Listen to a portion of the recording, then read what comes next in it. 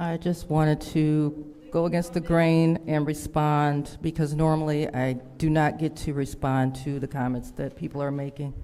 I just wanted to let it be known that with regard to the third ward interviews that were scheduled for today, following the process that we have done so far for these appointments with this redistricting and all these issues, there wouldn't have been any candidates that qualified today, but I had asked the leadership, which is the process, to continue with the interviews Point of and order. to Could you please pause the time? A Yes. request for information. Yes.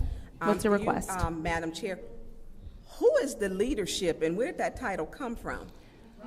council leadership is the the president and vice president. It's whoever they are. That's who when we have issues like this is who. We don't have a council meeting about it. The office of the council member was vacated the day after Mr. Murphy passed. So yes, 30 days. Mr. Murphy was not recalled. The recall was on the ballot. Wait, pause the time. Can we please stop yelling out? Madam Chair, point of order. No. What's your point? The point is that you gave him this warning of stop yelling out several times. He needs a warning. Go ahead, Madam Clerk. Point of Petition order. slips do not. Please pause the time. What's your point? I have said to you in these chambers, and this council just passed a new disorderly. Ms. Gladys was just threatened to be hit and was just told, shut up, bitch. You need to give a warning. You heard that. You heard it. I think that Jerry heard, and you heard it. I Yes. think that we Yes. need to continue Yes. because I know what my ears hurt. Let's So- go. Continue. Petition slips do not recall someone.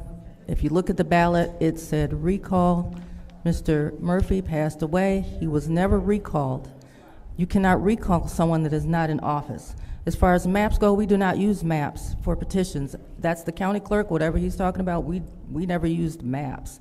We used the address list to determine who is. And so that precinct 10 and that gentleman that Mr. Dumas is talking about, which I told him, that person lived in the old 4th Ward. They were not qualified to vote. Now, if they signed the petition slips, we did not approve those petition slips. That's a problem with the county clerk, not the city clerk. That's the county clerk that approved that signature. The city clerk did not. So that's an issue you have with the county clerk. We do not use maps for that. I would like to continue if that's okay. Go ahead. As far as the notifications go for today, I was calling everyone because I send the notice to the treasurer like I do every time. I don't give anybody any more time to address those concerns. And when I did that, every candidate that had applied did not qualify because every candidate owed the city. And so there wouldn't have been any interviews. But I asked the leadership to allow the interviews to continue and to postpone the appointment until people could address with the treasurer's office. I have no reason to do anything or anything. It's with the treasurer. The treasurer said you owe money, not me. And yes, I did call you today to let you know because that's when I found out today. The interviews were on the agenda. I'm sure that you saw the agenda and you knew the interviews were today. And I did call you as soon as I found out that no one could do it. And that's what I told you today.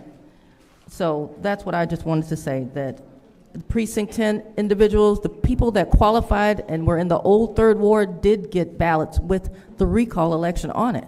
So everybody didn't get it because everyone didn't live in the old 3rd Ward. The only people that qualified to vote in this election would be people whose address is in the old 3rd Ward. So that's what I have to say to that.